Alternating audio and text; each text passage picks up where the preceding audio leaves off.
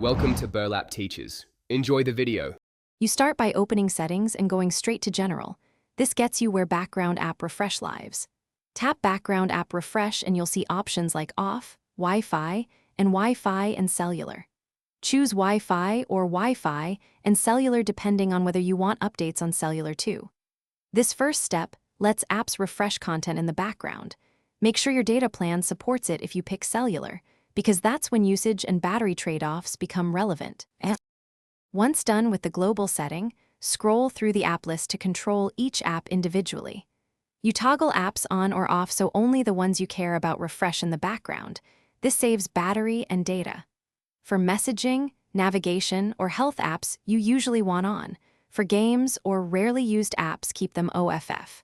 Make sure widgets and critical services are allowed. Adjusting per app gives you fine control over performance and battery life without disabling background refresh entirely.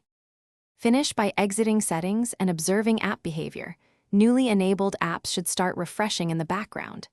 If you don't see updates, restart your iPhone and confirm low power mode is off, because low power mode automatically disables background refresh.